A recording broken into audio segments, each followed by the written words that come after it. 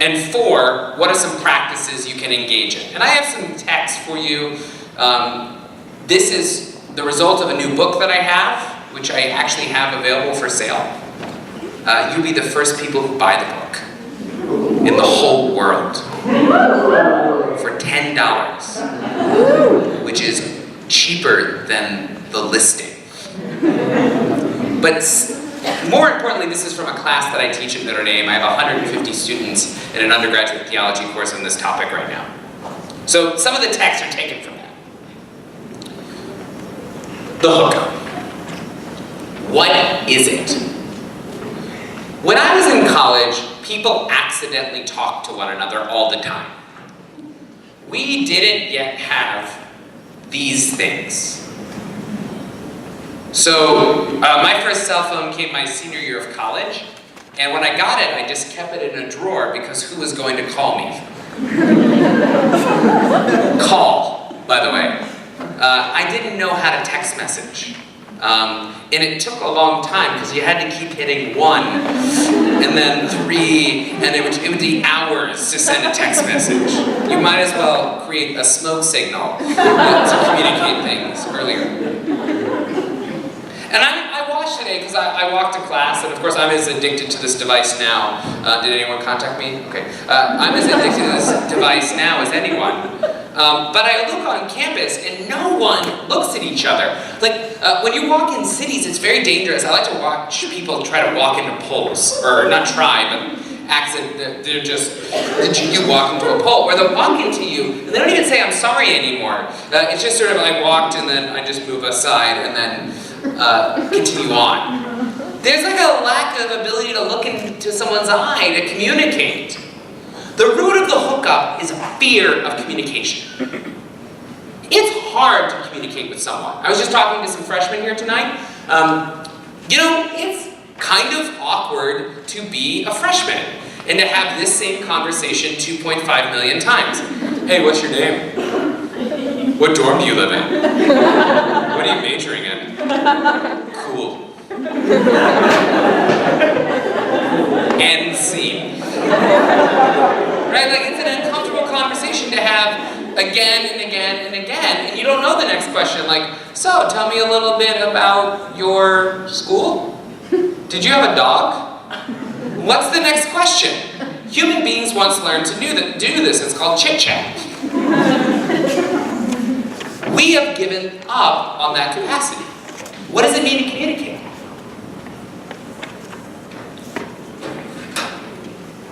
Yet we haven't lost a desire for intimacy.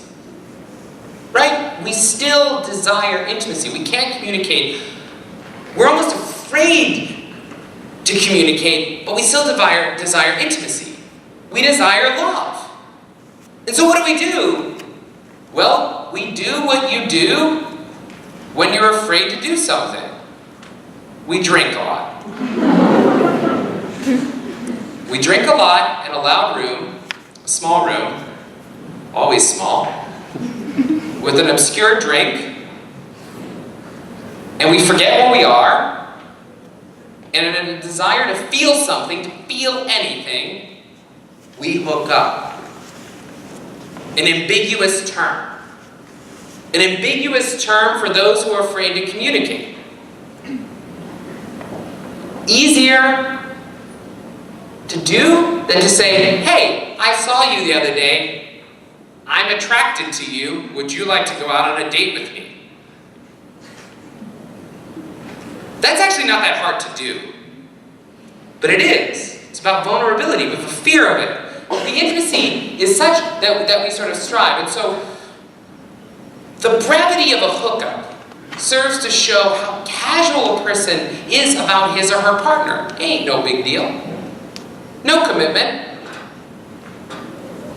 Many students believe they're supposed to regard the hookup as casual, short and useful, like an afternoon snack for warding off hunger, or a workout for staying in shape. Like, listen to your peers on campus, right? How often do they say something like, what'd you do this weekend? I don't know, I hooked up. It's like saying, hey, what'd you do this weekend? I don't know, I had lunch.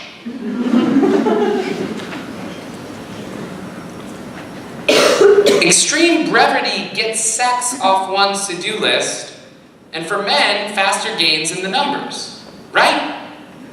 Numbers matter.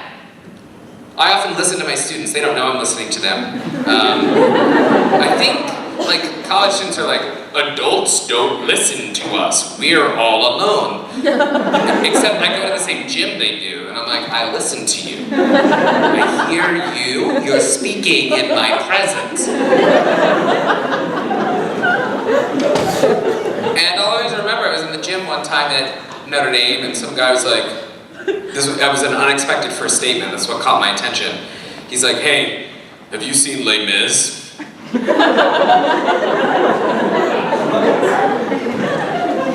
You know, he was one of those guys in the gym that isn't really good at working out, but pretends he is. Like one of the guys who lifts heavy things and then drops them. You know, like, woo! You're like, the workout involves putting the weight down. What you did is to take away 50% of the workout. Anyway, he was that guy. And he's like, hey, have you seen Les Mis? I was like, and the guy was like, no. He's like, man, I took my girl Les Mis. He didn't say my girl, this is not 1950s. I took my girl Les Mis, and then afterwards she totally put out. Yeah, I should do that too. Doesn't matter if it's true. Doesn't matter if it's true. The point being is that it's a lack of communication. It's a lack of real intimacy. It's a desire for gains in numbers, for conquering.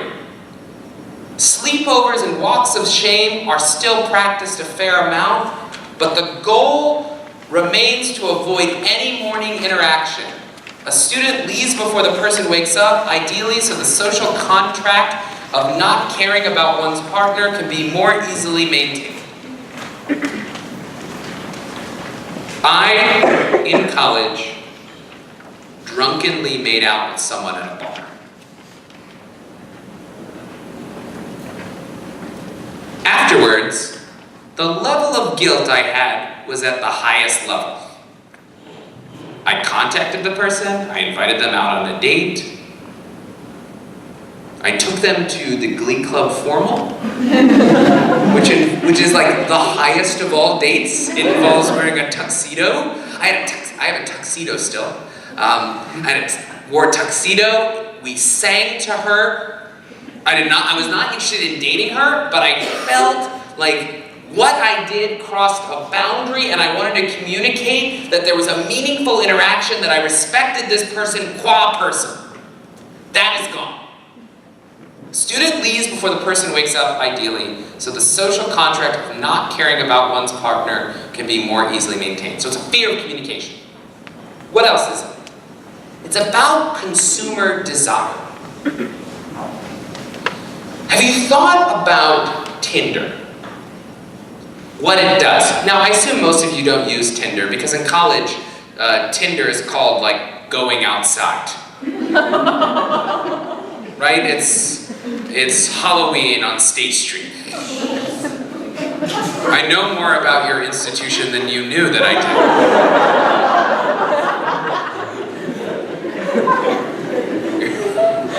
All colleges are the same. You guys think you're unique. It's the same thing everywhere.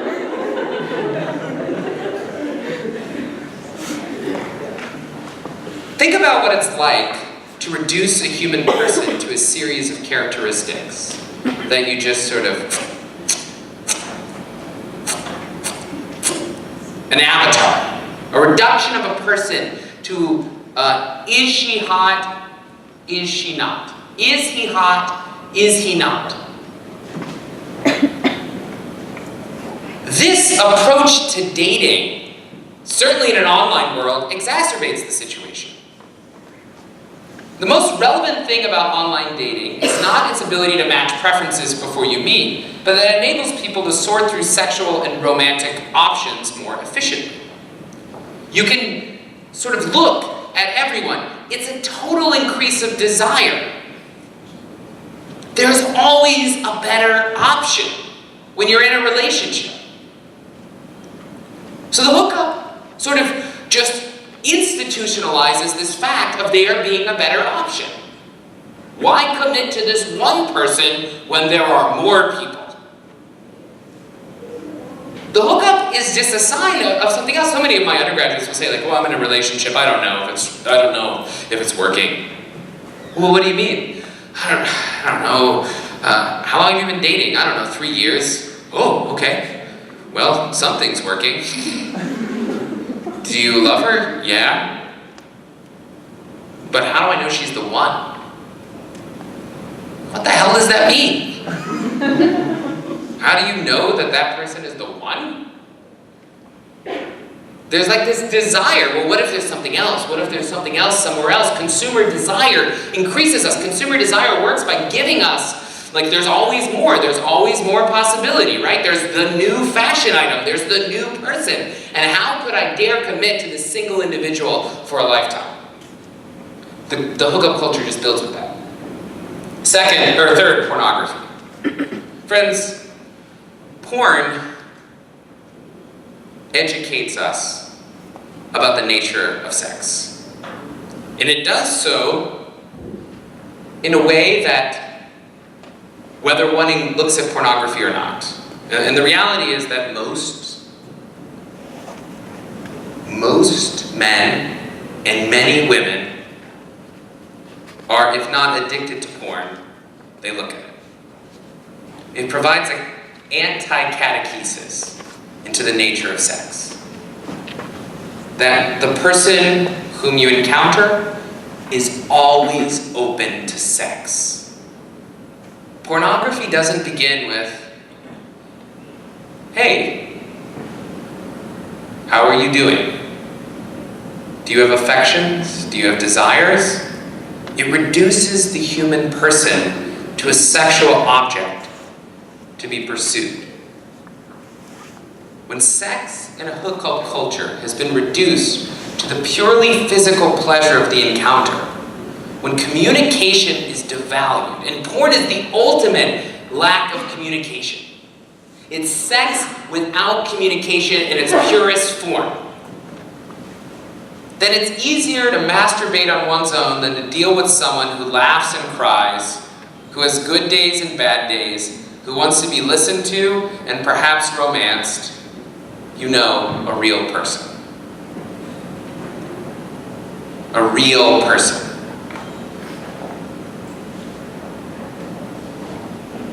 The sexiest thing my wife ever did for me when we were dating is I was vomiting. A lot. I had a stomach bug of the highest order. It was bad. It started at noon, it ended at like 7:30 at night. I was a shell of myself.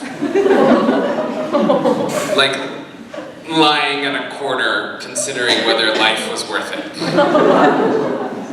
And my wife came over, aware that she could get the stomach bug, right? We're not in the safe zone. And she sat with me in my incredibly weak male self, because when men get sick, it often seems like the entire cosmos has collapsed. Like, oh no, you're sick. Okay, you'll live. And so I was sick, and she came over and she gave me 1 ice cube every 10 minutes, which is how you rehydrate. She learned this when she had the stomach bug. And she dealt with me in my realest self. That was the sexiest thing my wife ever did for me. That's not pornographic. That's love. But when we're catechized, anti-catechized, I should say, into an anti-form of liturgy, an anti-form of love through porn, this is what takes place. Nonetheless, we still love. Nonetheless, love is still possible.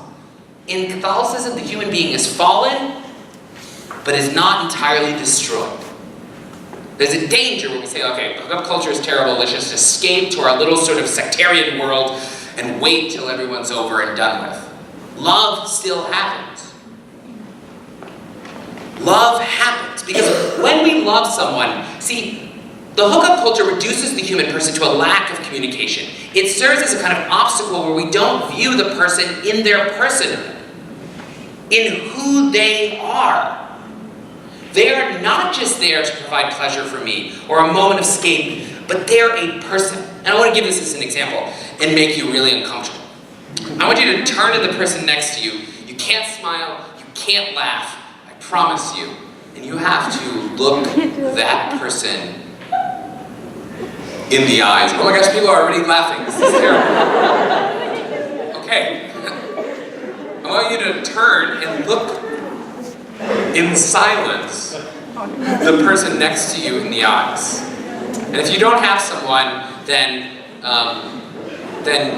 you come forward and you're either a priest or entering into consecrated life.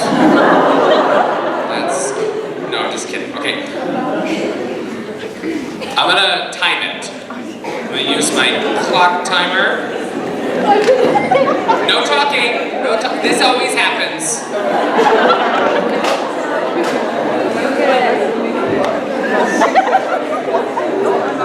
Okay, you are going to do this for 20 seconds. Oh my gosh, okay, we got this. Ready, set, go. No talking or laughing.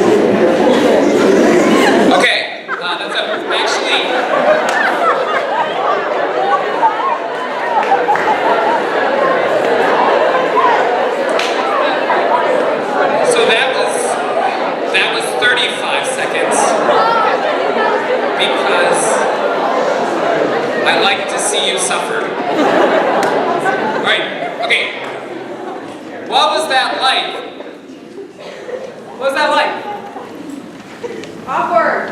Why was it awkward? I literally did not know this person's name.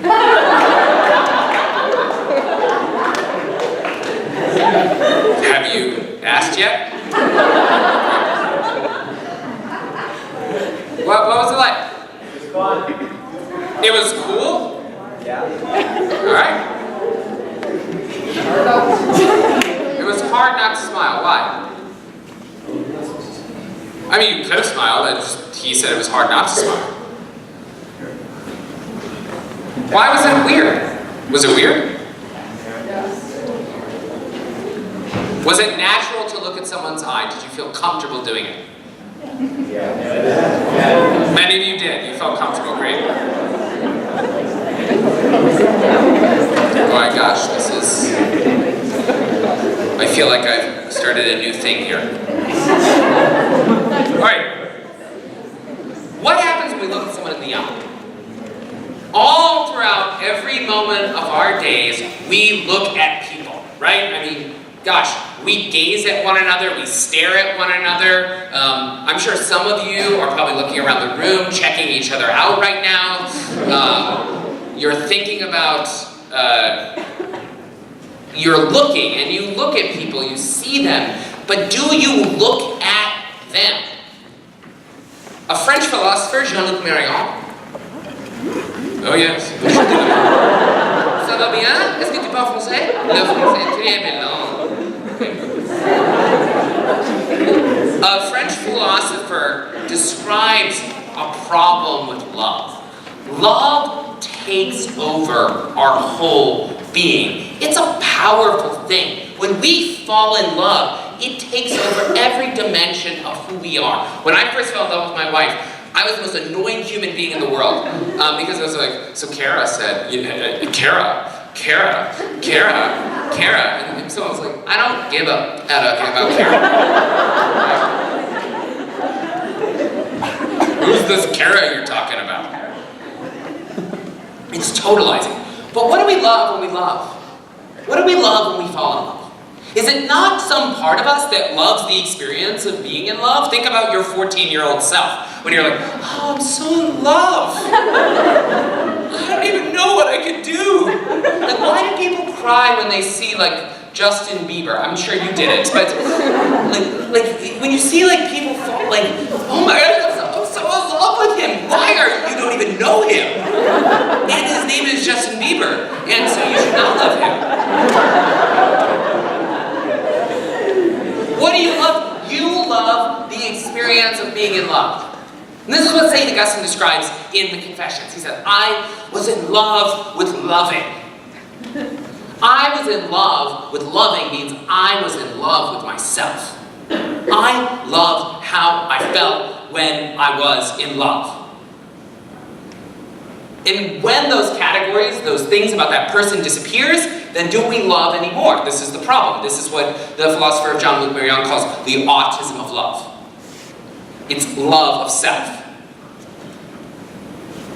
But when we look at someone in the eyes, we are no longer experiencing anything in some sense. We're experiencing something beyond experience, right? We're experiencing eyes. A void, he says. He's very French and romantic, so you look in the eyes and you see nothing. Rien. You see nothing. You see what? Eyes staring back at you. Calling out to you. A person calling out to you. A person. Someone who exists, who has a consciousness, and says, I am calling out to you. We live our lives like little eyes, not eyes, but eyes versus me's, who walk around in the world and to ourselves, right? The headphones do this to the extreme, you know, looking at my iPhone, I'm walking, and yet someone calls out. They call us by name. They look at us. They're not just an object, they're a person who cries out for some love. That's what love is. Love is not a series of feelings, affections, desires. Oh God, I'm so in love with you. Love is an encounter with a person. In all their thisness. All their thisness. My wife, for example, we've been married 12 years. And at first, marriage and love was like the most exciting thing in the world. I would come home with like the greatest energy because I'd been married. And I was like, I have a ring, I have a wife, life is wonderful. I love you, baby, I love you, let's go on a date. I've been married 12 years. When I get home, I put my bag down. Hi, Kara, it's good to see you. What happened today? Oh, Tommy, he puked. That's good. That's the name of our child. Not a dog or something like that. Oh, all right. Well, that's going to change our day, isn't it? Is that not love, right? A lot of the characteristics have disappeared. It's not that romance has entirely disappeared, but we're tired. I'm old. Yeah, it happens quickly. Around the age of 30, like your knees start hurting and you have a back thing, and you're like, I can't do that. Does that mean that we don't love one another? No, it's her person. It's her. It's Kara. And all of her personhood. It doesn't matter if we have romantic dates, or we can stare into each other's eyes with like desire for endless ages, or go on trips. I mean, all travel commercials are about romance, and they're like, couples go on exotic vacations, they love each other, they swim, they're always half naked. Real travel is couples go on vacation. They brought 2 kids. Oh no, they lost their luggage. Gosh, we don't have any luggage. Where are we going? Why are we tired? The kid got burnt. Is it hot outside? Oh man, it's time to go inside. Hey, are we gonna spend any time alone? Probably not, because we have 2 kids in the room with us. So where is all the sex happening? It's not. It is not happening. It has stopped happening. That's the travel commercial I want to make. That'd be like the appropriate Wisconsin Dells travel commercial. Just add a little note about the diseases you're getting in the water.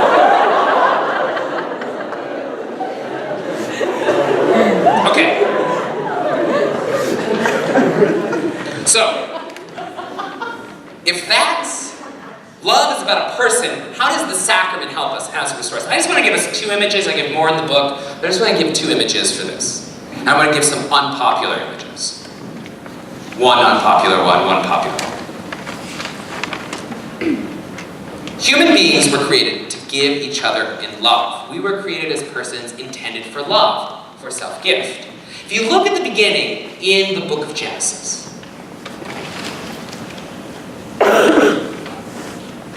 God creates the world for no reason at all. It doesn't begin with like God saying, so I woke up one day and I was bored.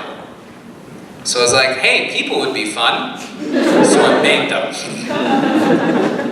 Actually, this is not a crazy idea because early myths for the creation of the world, including a Babylonian myth called the Enuma Elish, describes the creation of the world in a way that is actually ordained towards violence. The gods got into a war. Tiamat is the sort of goddess supreme, and she is defeated by Marduk in a violent war between the gods. And the world is created, the sky is created, Marduk is tough, and so he rips Tiamat in half.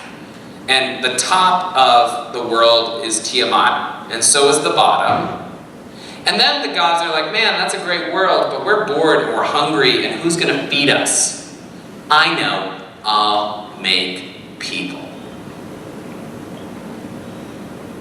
They'll be our slaves. Human beings were created as slaves of the gods in a violent world. In the beginning, when the earth was a formless void, and water covered the abyss, God said, let there be light, and there was light. The simple word, a simple speech, a simple act of love, God who is gift. So, the highlight of this creation is the creation of man and woman in the image and likeness of God. And what does it mean to be in the image and likeness of God? Does God look like me? I hope not. I hope God's better. No, God doesn't look like any of us because God is not a substance. What does it mean to be created in the image and likeness of God? Well, it means to be ordained towards gift, towards love, towards radical self-emptying love. It means when Adam and Eve are said, you may subject the world, you may make the world according to your own, God doesn't mean now you can do whatever you want with people, you can destroy them. God means be like me, give and give and give. And the tragedy, of course, is creation, is that, well, God gives so much that God actually even creates Eve out of the side of Adam. Now, okay, this is often, some men say something like, well, Eve came from the side of Adam, therefore men are more important. These are stupid men. For, in Genesis, Adam, the word used for Adam in Hebrew, doesn't mean like, hey, there's Adam, and there's Bill, and there's Mike. Adam means earth creature. Nothing. Earth thing. You're the earth thing. You're Adam. So, if anything, Adam is like caveman.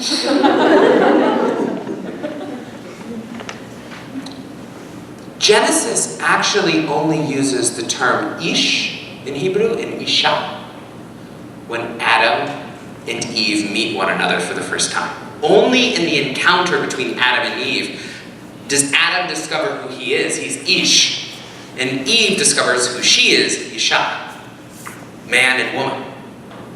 There's intimacy that was originally created. And God did this because Adam, the earth creature, could not find anyone to love. He met like peacocks and was like, I don't love the peacock. Side note, my son is deathly afraid of peacocks. So naturally, when it was time to choose a name for his preschool class, he chose the peacock as one of the options. The children loved it, all voted for it, and now when he enters his classroom, there's a giant peacock that he has to gaze at every day. It's really a stunning event.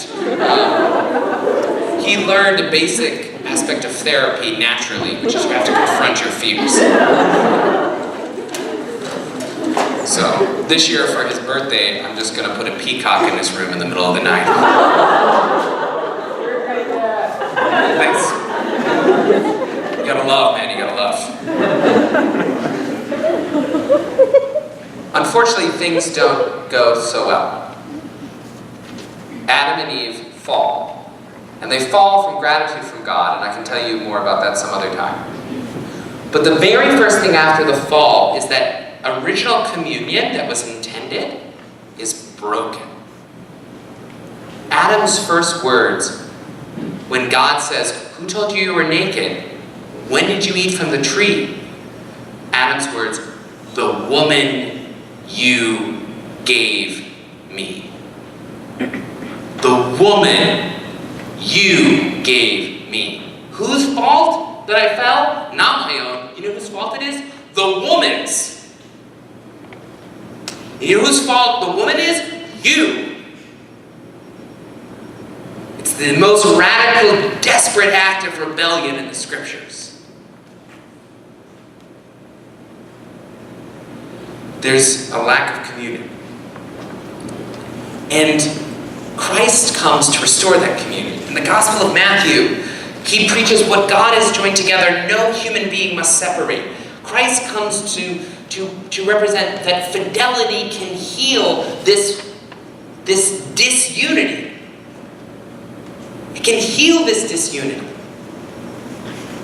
Every part, Augustine takes this up, and in his Excellence of Marriage, writes, every human being is part of the human race, and the human nature is a social entity, and is naturally the great benefit and power of friendship. For this reason, God wished to produce all persons out of one, so that they would be held together in their social relationship, not only by similarity of race, but by the bond of kinship. The result is the bonding of society and its children. Dear friends, marriage restores an original friendship between man and woman through fidelity. Through fidelity. When you first meet the person whom you love, it is full of rainbows and bunnies.